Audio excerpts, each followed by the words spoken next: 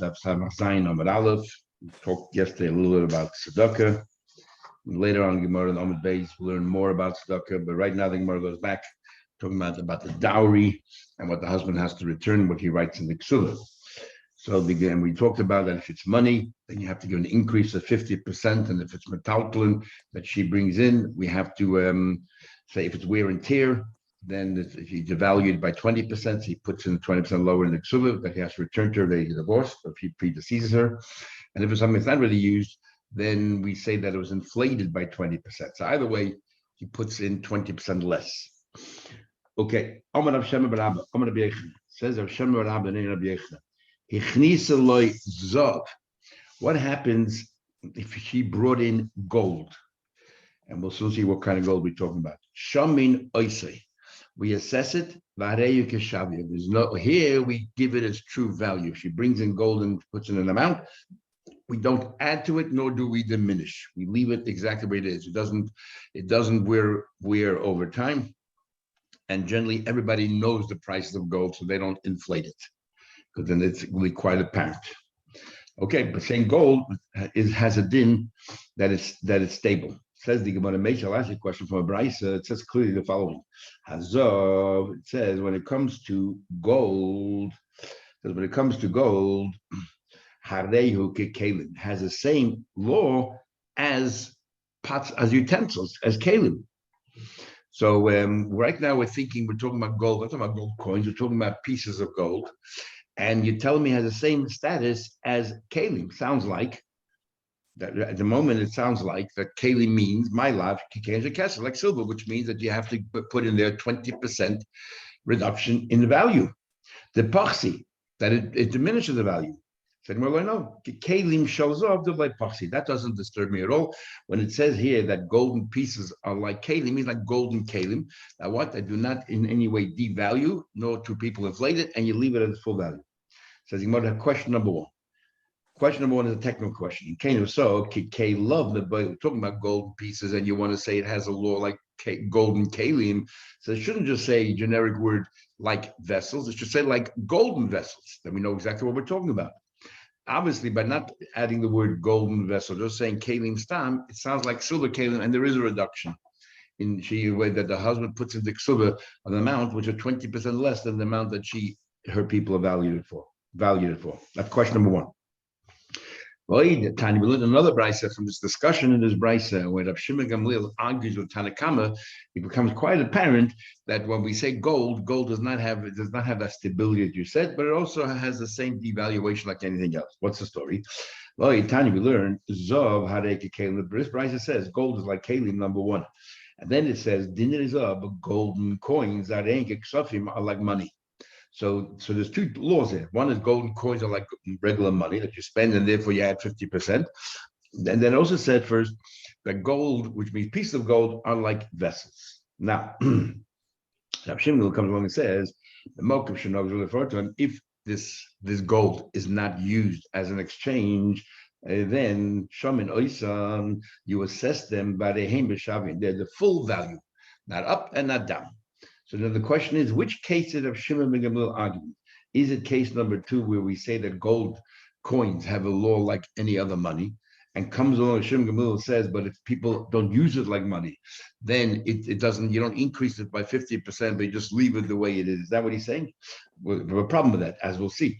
Shimon ben Gamliel, in which case is the Baraita? He argued, Ile must say from the second case, Meklal the Tanakam. So what was the Tanakam hold? Remember they're arguing. So Tanakam hold that golden coins that nobody uses. I guess it's a collector's item rather than something that you use as currency. I feel the Mokum Shnogel Forto, the Tanakam hold that even if it's not used as gold, you would pay 50% more. Why? The only reason why you're paying more is because they have a currency that you can invest in the business and make something out of it. So therefore, you have to give her a larger amount because she enabled you to get into these businesses. But if it's a golden coin that nobody uses, it's not a currency. Why should you pay anything extra? Why would the Tanakam hold that? Hello, Nafki. Elav must be the Shimon Gamliel is not disputing the Tanakama regarding the golden coins, but he's disputing the first part when he said golden pieces. Elav Areish Lareish. And the Hachikam, and this is what Shimon Gamliel says. Zov Hareke Kalim. So this is how we do. This is the only way we can understand the dispute between the Tanakama and the Shimon Gamliel, and that's as follows. That Kama says when he says gold is like kalim, what do you mean kalim? He meant kalim shel kesef, like silver kalim, which means that they get devalued. You have to put in the silver 20% less. That's what the Tanakama says. Comes along, Rav Shimon Gamliel says, no, like Rabbi Yochanan, you keep it steady. Hareyu kedinish shazo is like gold. The mokum shenogu shel in a place where you don't use it as currency, which means you just give it its full value, no more and no less. Which means that Rabbi Yochanan seems to follow Shimon Gamliel, but the Tanakama, which the halacha generally is like a Tanakama, but that's the majority, anonymous, they hold that no, that golden pieces are like any other silver vessel, like silver vessels that that wear and tear, or that they inflate the value. So, a question on Rabbi Yochanan. So Rabbi Yochanan is going to deal with the second question, but they don't deal initially with the first question. We want to explain Shimon Gamliel. I'll tell you. Everyone holds that, like me, the golden pieces are like golden kalim, which means that their prices are stable. There's no inflated prices here, nor does it have wear and tear, and you give the full value. You write the full value in the ksuba that he will return to her if they get divorced. But what's Rav Shimon arguing on the sefer? So what's he arguing? They're talking about that the nafke de chak, that these golden coins are not common currency, but you can find some people that will use it, and you have to just work hard to find those people, those currency exchange places that will use that coin. And that's the argument.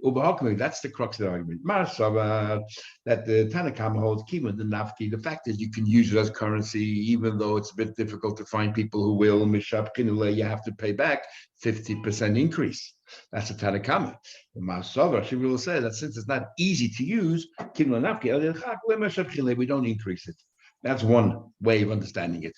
Or you might say another way of understanding it is Rashbagi. In fact, I can say that there is no dispute there at all. This entire Bryce is Rashbag, and this is how a few words are missing. The Chsuri Mechsa, a couple of words are missing. The Hochik Tani, and this is how you should say. Zav gold, Hareyu Kalim. Gold is just like Kalim that what? That you got to put it 20% less.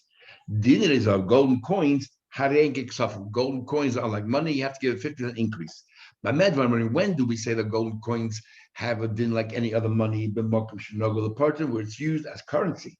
The place where they don't use it as currency, we assess them, and we give them the full value. These are words from Gamliel. Shimon Gamliel says, the mokum shenogu shaloy lefarton, in a place where the minig is not to use them as currency, shamin oisam. Because Shimon will hold, if golden coins are not used as currency, then it's not treated as currency. It's just like a golden keli, which means you don't increase it nor you decrease it. You give it its full value. Give it a full value. So if she puts in $1,000 worth of gold coins, that's what you're writing. So $1,000. But the Gemara says, fine, you've dealt with question number 2 with the Bryce number 2, but you haven't resolved Bryce number 1. Nevertheless, our original question is still a very strong question. If you're telling me that golden pieces have a din like golden kalim, and therefore the price remains constant, then it should have said kalav, like it's kalim. Kasha, that is a problem. Interesting. The Gemara first declares the problem, and then the Gemara will give a few resolutions. So maybe it's like the next generation has sat down, looked at it again, and said, no, we think we have a response. And we have 2 ways of learning. Ibai say, I can answer you when it says kelim hachab my skin and when you're right, when it says over here that gold is like kalim, which means it does get devalued. We're not talking about golden large pieces. We're talking about golden smaller pieces. Therefore, those pieces people don't really know the value, so that's why they inflate it as well. And you have to give and therefore you put a 20% discount. We're not talking about big pieces, we're talking about small little pieces, number 1. Or we're talking about gold. When you mine and you dig up the gold, what do you have? You have dust and everything else, or totally you have to clean it and so on. Therefore, that kind of gold does not have a value that people know, and therefore it doesn't have that value people know. That's why you have to give up 20% less. Rabbi says the spices of Antuchya, because that was their currency. People used to deal with like barter. and they used to. That was what they dealt with. That was their coins. That was their currency, and therefore it has the same thing as currency. That if she brings in $1,000 worth of something into the marriage, he has to pay it back with $1,500. Using that as an example, we'll add a few other things.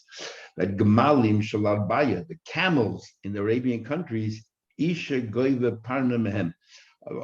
That's what they were. That's their currency. Everyone, because a camel is a necessity, so they used to barter using a camel. Instead of the camel, you'll give me this and this and this. So that became their currency. So she collects Purna Mem. She collects an extra third from them on that. Taisha doesn't like that pshat. Parna means an extra third. In other words, it's like money, because then we should have just used the word. That's the word we use till now. We should use the same word now. Why are we changing the word to Parna? So Taisha therefore learned that Parna, he means something totally different, as we'll see later in the Gemara. Puppy says, Hani Tais with the shirts from the place called Beimichse, Isha go with Parna again. She can collect from them. Again, that was their currency. That was their currency, and because that was their currency, you have to pay an extra third again. Pay an extra third. So this is clothing in this particular place. That's what they use as currency. What I'm going to pop it up said Hani Saki and the sacks of the Rudaya. They said Rudaya, but actually the ropes. They can be Isha gave a parliament. So in those days, barter was very strong. But 20 years ago, they tried to bring it back, but it sort of didn't really work that well. To do barter and use, instead of money, use products, and that was the currency that they used, and each place had the specific item that it was in strong demand, and therefore that became the currency. Taish Rabbein Tam learns that's not what we're talking about here at all. We're talking about here that when you have a ksuba, usually the lien is on all the properties. But he's saying in these particular cities, the woman also relies on this main currency. So therefore, even though there's no property, she collects a ksuba from these particular items, from camels or from shirt or from clothing or from ropes, because that's what she relies on. Then Taisa says that some people therefore use this Gemara as a basis that ksuvas today not only collect, she can go to the heirs and collect from property, she can also collect from metalton portable items. Rabbeinu Tam doesn't like that. He says, no, it's only the Go'onim many years later, after the Gemara was sealed, that they came up with the idea that metalton you can collect, a woman rely on that, but not in the times of the Gemara. Only in these specific cases, and that's it. First, I thought that these wallets and mechuzah, each woman can collect the money for them. My time is machtalayu, because you realize that nothing more is changing completely. Before we were talking about whether it's treated like money, you have to add a third, into the ksuba. Now we're talking about whether a woman can collect from the heirs and say that it's not only property that I relied on, I also rely on in these wallets of mechuzah, because it was so common and everything else. And we're talking about wallets full of money. So the wallets don't have much value. Wallets are full of money, and it was so common that everyone relied on it. And generally you have a rule that metaltlim of Yisraelim are not indebted to a Balchay, but by Ksuv is different because you relied on it. Because this to them is like property. Just like three people invest in property, they used to invest in these wallets. But then I noticed, I observed, the Shoklilu, who they would take these wallets, the Nafke and go out. The first moment they see a piece of land, they would use the wallet to buy the land, which means ultimately, what do they consider the longest, the best investment? Not these wallets of money, not cash sitting in the bank, but rather property. What they're really relying on is property, not on cash in the bank. So therefore, the money is not indebted to the ksuba. They can only collect from property. Okay, next mission. If a person marries off his daughter, the minimum that a person should give as dowry should be the value of 50 zuz. Remember again, we learned that zuz dinim is the same thing, but we said there are two kinds. There's monotsuri, and there's there's selatsuri and selamedina. There's the local coin, and then there's from tzur. Tzur is Tyre in Lebanon. And there it was 100% silver, so it was worth 8 times as much as the local currency, which only had 1/8 of its silver. So again, we'll ask later, what kind of coins are we talking about here? The father said to this future son-in-law, you are my daughter with pleasure, but I'm not giving a cent. I don't have a cent. And therefore, I'm prepared to send her in naked. So the husband therefore has to take care of her. The husband should say, well, my big obligations only begin once I marry her. But right now, while she's engaged to me and living with the parents, I don't have to give her anything. No, it doesn't work that way. Since it's his responsibility, he has to dress her and give her some dignity. If let's say the tzedakah, the welfare society in the community, they are marrying off, they help marrying off the poor or orphans. Their obligation also is to give 50 zuz, and if they don't have that obligation, means they have to go borrow it, or go raise it in the community to be able to afford to give her that. If there's an abundant amount of money, they should then give more. That's just the bare minimum. They should give her according to her status. Now unfortunately she's an orphan, but how was she raised? And we'll talk about that soon. When it says the 50 zuz, it means pshiti. The simple ones, which means the local ones, which is only an eighth of the value of tzur. Then how do I know that? Because it says in the end, but if the charity has more money, then you provide for her and you take care of her according to her status. And we say, my kiss. What are we talking about here? We're talking about the charity, the welfare society. Now, these 50 zuz means from tzur, which is much more. So if there is more money in the thing, there's no cap. Obviously, we're talking about you giving the bare minimum, but if you can afford it, give more. But not that you have to give, the entire tzedakah or everything else. There has to be a limit. It has to be all within reason. So obviously, we're giving you very, very basics. And if you can afford more, give more. Tell them what we learned. Yosem, the same a boy and a girl, both orphans, they both come to the tzedakah to get some help. The farners is same. But first you help the girl, and then you help the boy. Why? Because a male can go around door knocking. But a woman does not go door knocking. And therefore, a male can go door knocking to raise money for himself, but it's totally undignified for a girl to go door knocking. And that's why you'll see that almost all the Meshulachim will come raising money for schools or for whatever it is, whatever the causes. Generally, it's men, because women they're embarrassed to go around door knocking. So therefore, we help the women out first. Yosem, the same as a boy and a girl, that's when to get married. Masin is a same. First, you marry off the female. Then you endeavor to marry off the boy. Again, we're talking about from tzedakah. Why? The shame of a woman is far greater than a man, and therefore we should step up to the plate and help them out more than a man. Man can take care, fend for themselves. Tell them what we learned. Yosem, an orphan, Shabalisa wants to get married. What's our obligation? What should we provide for them? So you can buy it. We rent them a house, or might see meet them, give them a bed, the whole clay tashmisha, and all the furniture that they need, and all the utensils that they need to survive. And then you give them a wife. So the Gemara clearly says, this brisa, first you have a house, and then you have a wife. In fact, it's in the order in the Psukim in Pashas Kiseitze. However, in the Rambam, it has the reverse order, and they all want to talk about, the Rambam's order. But according to here, it says first you should have a house, a career, a house, and then only then you get married, once you're established. Then it says, how do I know that? It says in Pasuk, you should open, it says in Parashat today, open your hands up, you should lend them money, whatever it is, to cover what their needs are, anything that's missing.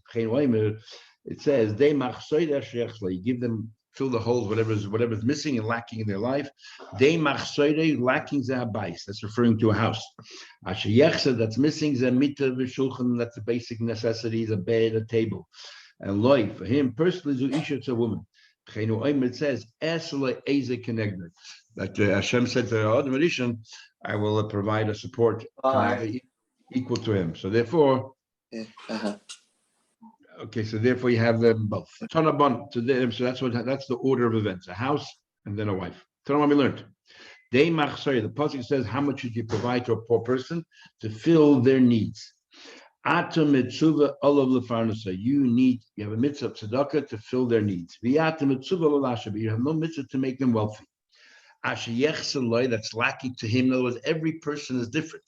What do you mean? If a person always was poor, so therefore you give them whatever they need to continue their normal lives, and a person who used to be wealthy and lost it, you have to give them what their requirements are. I feel even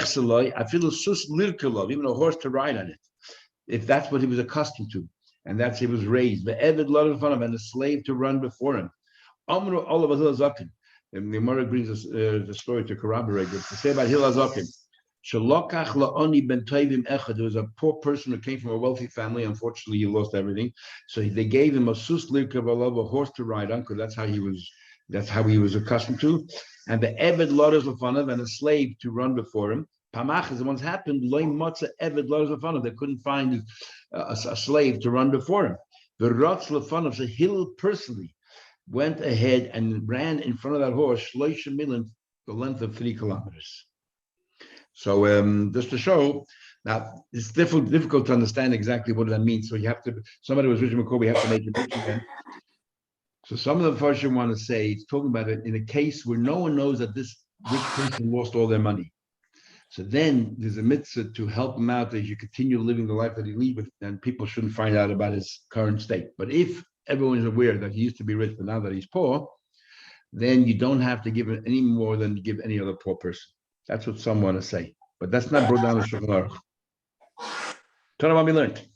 Ma'aseh ba'anshe Gilad Elyon. It's a story that people lived in Upper Galil. Shalakhu la'ani ben toivim echad. They used to buy for this poor person who came from a wealthy family. Mitzapaydi, somebody from Mitzapaydi, litra basar. They used to buy him a liter of meat b'chol yom every day. Says they about a liter of basar, a liter of meat. What's the big deal? And he has to eat food every day. Amar Rabbeinu, a liter of basar shalayfa. They gave him chicken, poultry, and that seems that poultry is far more expensive than beef. Rashi actually says that in the end of Parashat Pinchas when you have guests. And you don't want them to, you're very welcoming, but only for a short time. So the first day you give them to eat fish, the second day you give them to eat poultry, and the third day you give them meat. So poultry is more valuable, I guess, in those days, or more expensive than beef. Ibai say belitra with a liter of coins, basar mamish. And in Sapiri, meat was very scarce, and therefore they used to cost him a liter of gold to buy him some meat. And nevertheless, they did that because he was a son. He came from a very rich family, and they wanted to continue giving him what he was accustomed to. Rashi says, no, that's not what happened. Hassan, the Chiddush is Hassan Kvar Kotnoy. It was a small village, and people couldn't afford meat. They would shecht an animal. They didn't know how to preserve meat. Then they shecht an animal every day, and all they needed was a little bit of meat. But yet they shecht an animal every day. So this poor person who used to be rich should be able to obtain the meat ration that he used to have every single day. Somebody came from Nehemiah to collect money for tzedakah, so for himself. He was hungry. Nehemiah said, "So tell me, what are you accustomed to eat every day?" I eat fatty meat, yayin, yosh, and old wine. So Nehemiah said to him, "Look, I can't afford that. Maybe you want to join me and eat lentils for dinner." Gilgul ima badoshim, he had no choice. He joined in to eat lentils. The mace, and the guy died. Amar, because he wasn't used to that kind of a diet. Amar, so Nehemiah made a comment, Oili lazeh, woe is to this person, Shaharga Nehemiah killed him. So the Gemara, what are you're saying, oh, woe is to that person, you should say the lament about yourself. You're a murderer. Adrabah, Oili Nehemiah, Shaharga lazeh. Shouldn't you have said, woe is to Nehemiah that killed this person? Isn't that what you should have said? So the Gemara says, no. And the Nehemiah is not responsible at all. This person was not from a rich family. He was a poor person, but he decided he wants to live like a rich person, and he lived a life way beyond his means. Then the community is not responsible at all to help him continue that way. And therefore, the Nehemiah says, I have no responsibility, and it's his own fault that he lived beyond his means. How does the Kam made it Rava? Someone came before Rava. Amalei, Rava said also the same thing. Wanted tzedakah, a poor person. Amalei b'me'at asayid. What are you accustomed to eating? Amalei b'tanagoylus p'tuma. Now this story is very different than previously, because right now we're learning if you are a poor person, then you're only entitled whatever it is a diet of a poor person. And just because you custom yourselves to live beyond your means, we're not responsible for that. But this person came to Rava, same story. He was poor, but he lived beyond his means, and he said, "I'm accustomed to eating b'tanagoylus p'tuma." A stuffed chicken, which according to Rashi is even more kosher than ordinary chicken. The yayin yosh and old wine. Amalei, so Rava said to him, "So don't you think that it's wrong that you're throwing yourself on the community now that we have to give you this, these expensive meals?" Amalei, so this person said back to Rava, "You think that the tzedakah that I'm eating is your money? Whatever money you have, the Eibusher gave you, all the rich people, the Eibusher gave you the money, and you have a mitzvah of tzedakah, and I'm getting from the Eibusher's money, you're just a funnel, and it's coming through you. It's not your money. And how do I know that? The Tanina, because we learned. It says in Pasuk, the eyes of everybody is looking up to you. And you give them food, you provide, we're saying to Hashem, and you provide food to everyone in their time. Wouldn't it be ita in their time? Be itam nemer. It doesn't say in their time plural. It'll be ita in his personal, single, this person's time. Melamed. Kol echad ve'echad. Every single person. Nation HaKadosh Baruch Hu parnasasa be ita. Every person Hashem takes care of, rich or poor, and Hashem takes care of them. And it's all custom made, and therefore Hashem will take care of me. If you don't give me whatever it is, Hashem will take care of me. And while they were having this discussion, Asoi Achte the Rava, the sister of Rava came, appeared out of nowhere. The Lechazile Kleisa Shani. They haven't met each other for 13 years. And suddenly, boom, there she is. And the Aschile, and what did she bring as a gift? Tanagoylas Ptuma, a stuffed chicken, and the Yain Yoshan, old wine. Amar Rava said to himself, Maidikam, what's going on there? I haven't seen my sister in 13 years. And now she comes with a gift. And what's the gift? Exactly what this poor person was asking for. Amalei, Rava said to him, Na'anei silach. I spoke too much. You're 100% right. Everything's your pratis, and all the money is yours. Obviously, this is a sign from Hashem that because you had such strong faith in Hashem, that whatever you wanted, you got. Kumachel, come and eat your food. My sister obviously brought you your meal. Pretty incredible story of the idea of Hashgacha Pratis and the emunah of a person. Now the question is, why Rava? Why Rava himself didn't accept what the poor person said? In fact, the Gemara itself doesn't say that, because you cannot do something and then say it's Hashgacha Pratis. Okay, bye. We have to follow the rules, and the rules are that you give so much here, you give so little here. We have to follow the rules. And then something happens, everything afterwards is Hashgacha Pratis. We cannot do something initially and say, well, it's Hashgacha Pratis because I decided to do this. So in this case over here, Rava says, look, the rules are that if you're a poor person, you have to give this much. But this person has such faith that afterwards, after the event, Rava said, well, obviously Hashgacha Pratis, that in your situation, this is how it should be. But l'chatchila, from the outset, that's not how it should be, and therefore Rava didn't do anything wrong. But this person's emunah changed the situation. So what we learned. What happens if a person is einloi? He's very poor. He's destitute. But the einloi rachel is parnas. He's embarrassed. He doesn't want to benefit at all from the community. And what do? But the person has nothing to eat. So noisning loy l'shum hava. Go over to him and say, okay, we'll lend you the money. You'll have it to survive on. And then over time, they just forget about it. They gift it to him.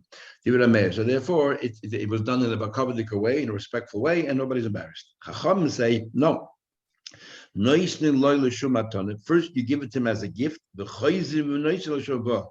then you turn it into a loan. So that doesn't make sense. What do you mean you give it to him as a gift? He said clearly, I don't want any gift from the community. Omar Rav said, you misunderstood. Of course, it's going to give him a tzedakah, and that guy has no money to pay back. What he meant was, first is, Rameir assumes if the guy never came to collect tzedakah, obviously he's embarrassed. We make that presumption, and you just go over and give it to him as a loan, and then as a gift. Chacham say no. There are some people that maybe are for whatever reason they're hesitant to come over to the welfare society. But if you go over to them and you offer them tzedakah, they'll take it. It's not embarrassing for them if somebody came privately to them discreetly and gave to them, maybe. You start out matana. It's only if he says afterwards, even when he came to him privately, he said, look, I don't want to throw myself, I don't want to be a burden on the community. Then you give it to him as a loan, and then eventually you gift it to him. So the only argument is, do we make a presumption if somebody doesn't approach the welfare society that the person is embarrassed, and therefore straight away we go over and give it to them as a loan? Or do we say that for whatever reason the person is hesitant to come over, but once you go to them privately, they'll be happy to take it because they need to survive? So I think about it further. What about yeshle the ein roitzos parnas? You have such misers that they have money, but they refuse to spend a penny on themselves, and they're starving, literally starving, and their family. What do? The coffers, you open the coffers, you help them out, give them tzedakah, but the chayzim into the roim, and over time you go and you give them a bill, an invoice, and you collect all that money back.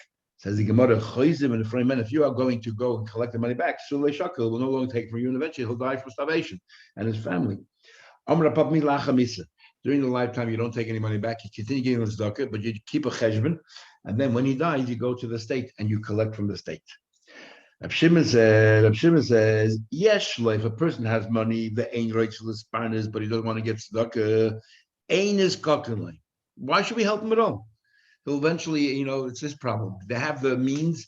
Why do we even have to use community money?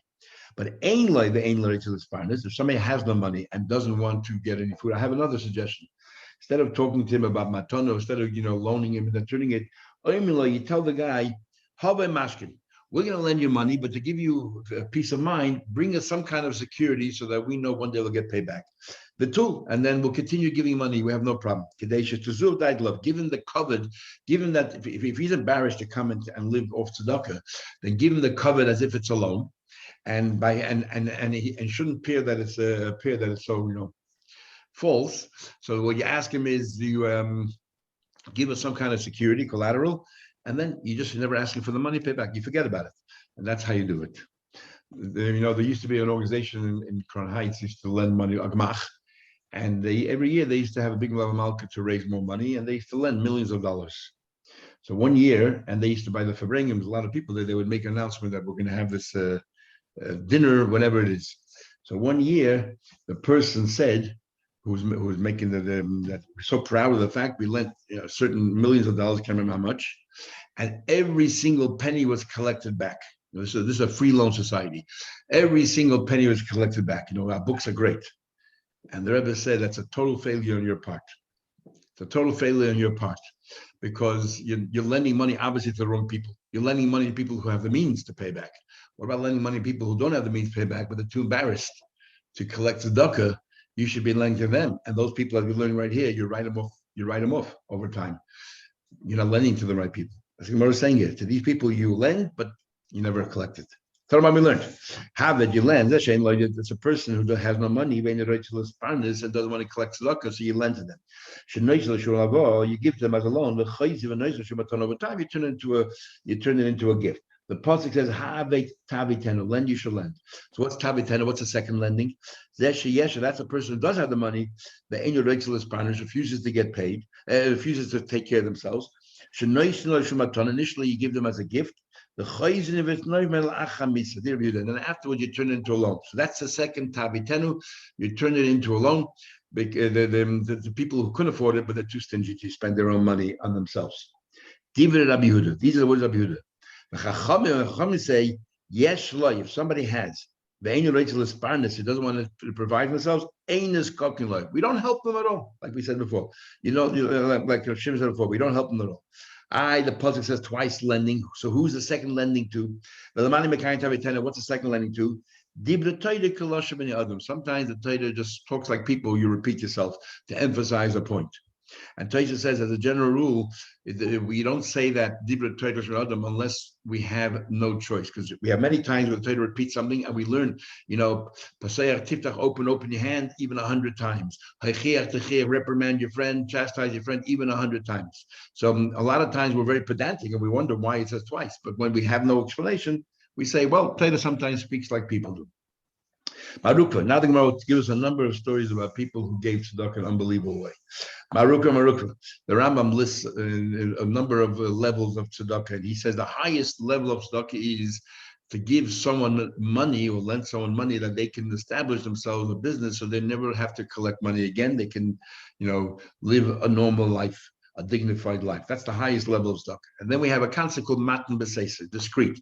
But there's different levels of matan b'seiseh. Like the highest level is you don't know who received the money and they don't know where it came from. The lower levels are you know where the money went, but they don't know where it came from, or you don't know where it went, but they do know where it came from. So Marukva is the archetypal person who gives tzedakah that in the most noble possible way, matan b'seiseh. It goes as follows. We'll have a few stories about him. Marukva have Anya. He was b'shivosa. There was a poor person living in his neighborhood. That Marukva had a custom every day. The shadele abba zuzi. He would toss in 4 zuzi. So the Rashi says that in those days the bolts were not like the hinges on the doors, not like we have today. They had a pivot. We had more Shabbos. They had a pivot on top of the door, pivot on the bottom of the door. There was a hole on the, the threshold on the bottom. There was a hole in the lintel on top, and that's where the pivot went into. And sometimes the hole was much wider than the pivot itself, so therefore there was space there. And he would toss in there 4 coins every single day. and the poor person should live. One day, the poor person said, I will have to see who this angel is that continuously provides food for us. Who is the person doing me this wonderful deed? Punkt on that day, punkt on that day, again, he was late, so his wife walked with him. Now his wife never went with him because he was going early morning to Medrash. Punkt the day that this poor person wanted, the Eibishter made that his wife should go with him to teach us the following lesson. Since he saw them standing there by the door, pondering how to put the money in. Nothing but sayu. So he went out after them. He wanted to greet them. He couldn't see them. He wanted to greet them, say hello. Rowet Mekame. So Maruka and his wife fled from this person. Ailu, they went lahu asona to this oven that the grufen noida, that the coal was taken out, but it was still very hot. And they jumped in. So they shouldn't be seen. How they come Mekalian Kari de Maruka. Maruka's leg started to burn, but not his wife's. His wife said to him, take your foot and place on my foot because I don't feel any of the heat. I'm all right. Maruka felt terrible. It sounds like his wife was a greater tzedekah than him, and he thought he was doing all this one for putting money in the door was a big mitzvah. And why wasn't he protected like his wife? She said to him, and that's why the Eibishter made it happen, that his wife was there to teach us this lesson. I know my tzedakah is greater than yours. You know why? I'm at home when these poor people come. When a poor person comes to me, I give them food straight away to eat, bread, meat, and everything else to eat, and the hunger pangs go away. You give them money, they have to go to a store and buy the right food and everything else. And therefore, my tzedakah is much greater than yours. Why go to that extent to jump into a hot oven? What were they running away from? Amar Mazut Basubi Amarav, Amar Azut, there was some Tuvi said name Rav, Amar others say Amar Hunda Bar Bizna, Amar Chassid, others say Rav Hunda, the Bizna name, Rav Chassid, Amar others say Amar Yech, Noyach Loyla Odom. It is better for a person. She yimsed Atma to a kifshin age to throw yourself into a fiery furnace, Ba'al Yalbin Prechavede Barab, and don't in any way insult your friend in public. And we had it that David Melech reprimanded the people in his generation for mocking him that he was from Moav and Moavis when he said, sorry, Basheva, and they accused him of whatever with Nation Ish. He says, but you guys are much worse. Embarrassing someone in public. And how do we know that? Minola Tamar. See, by Tamar, when she was accused of committing adultery, and it was Yehuda that was the one who had an affair, and Yehuda was there, and she didn't say a word. He would say. She just basically produced what the security that she got, the collateral that she received from that person that she had that affair with, and it was up to that person. That was Yehuda. So she didn't want to embarrass him, even though she's about to be killed. She's about to be burnt in the furnace. That's what we learn out from. Maruka, another story. Maruka, there was a poor person, his neighbor, he would send him 400 zuzim, kom malayim, for every Eder Yom Kippur, he would send him 400 zuzim. One day he sent his son over to the guy's house to give the money. Also, he came back. He tells his father, I just observed something. I can see you don't have to give him stock anymore. What did you see that you come to such a conclusion? I saw that they were actually pouring on the floor this old wine, or pouring on himself old wine, which means that he's living such a lavish lifestyle. We don't, a lot of people don't live this way. So obviously he can afford it. So why give him this money? Omar, so there's Marukva came along and said, Mefanikul Hai, this person is such a delicate person, and he's so fastidious that he needs to pour him some wine, whatever it is. So on the contrary, he doubled the amount he gave him, and he sent it with his son. He said 800 zuz. When he's about to pass away, Amar, he said, he said to his accountant, bring me a calculation of all the tzedakah I gave over my lifetime. Ashka, they found that Kosebe, it says he gave Shivas Alfa Dinner Sianki. He gave 7,000 Sianki dinner, which are the very, very valuable dinner, and those he gave a fortune. Omar, he said, Zavdoyi Kalili, my luggage is very light. I'm about to go on a very long trip. I don't have enough luggage with me. I don't think I gave enough tzedakah over my lifetime. He said, "Come, bizbe lepalga mina." He decided to give away half his money. Well, having more of a basi, now give away all your money to and deny your children their Yerusha. So he gave up to half of his money. He gave away to tzedakah. So you have to do that. We learned before. How can we do that? Didn't we learn before? Rabbi we learned a number. Takana Shanusha. One of them was he's keen on Mavazi. As I'll give more than 20% of your assets to tzedakah. He gave him 50%. What was the reason we gave that you should do that? Because if you give too much tzedakah, you'll end up on the heap, on the scrap heap, and you're going to have to stand in line also to get tzedakah. Who benefits from that? That's the reason. But here he's passing away anyway. When you're alive, maybe he will lose all his fortunes. Once the guy passes away, it doesn't matter. Rabba, we're giving other examples of people who gave tzedakah in large quantities. Or matan b'seised. He would wrap up the money in a kerchief, and he would throw it behind him. He had no idea who received it, who received the money. But a and he would put it in, he make it available to the poor. He didn't want to know who got it. So the poor person should never be embarrassed if he meets Rabba. If he meets Rabba on the street, he shouldn't be embarrassed. But in this case here, the poor person knows where it came from, just that the donor didn't know who received it. But he used to look a little bit on an angle, not for actually seeing the face, but more seeing peripheral vision, making sure that no Ganovim would come and take that money. Rab Chanina was a poor person. He would send him 4 coins every Friday. One day, one day he wasn't available, so he gave it to his wife. He said, "Do me a favor, bring it to him." Asya, she came back. She said to him, "Lo tzarich, you no longer have to give money. I think you can afford it." My chazid, what did you see? Shami I heard him say, I heard him say, what if he was having a discussion, and what do you normally eat? Betli kesef, betli zav.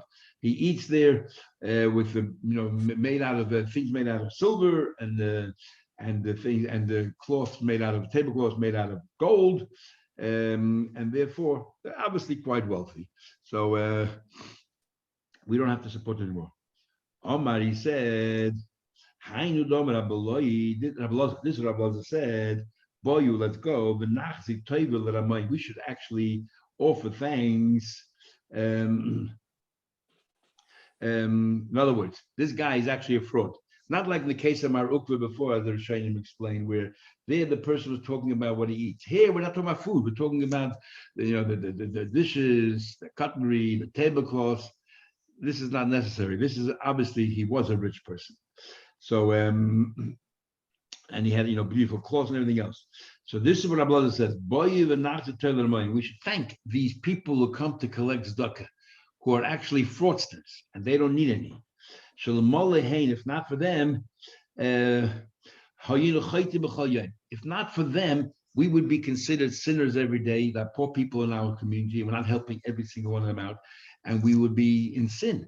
But now that a number of poor people out there who claim to be poor are actually not poor at all, but they're quite wealthy. So therefore, we have a good excuse why we don't provide for everybody, because we don't necessarily know who's a fraud or not a fraud. So they are saving us from sin. Shenema, it says in Pasuk, don't be mean and everything else. When it comes to Shemitah, don't be mean and not lend money because you think that Shemitah will cancel your debts. Because it says, V'kora alecha el Hashem, because these poor people will daven to Hashem, and you'll have a sin. Because the Tanya of Rabbi Difti, to the extent that Chia, the son of Rabbi Difti, said, says, Kol hamalim ein mazdaka. If somebody can give tzedakah and they decide to close their eyes and not notice, is ki'ilu oived avodah chavim, that it's as if we are worshiping idols.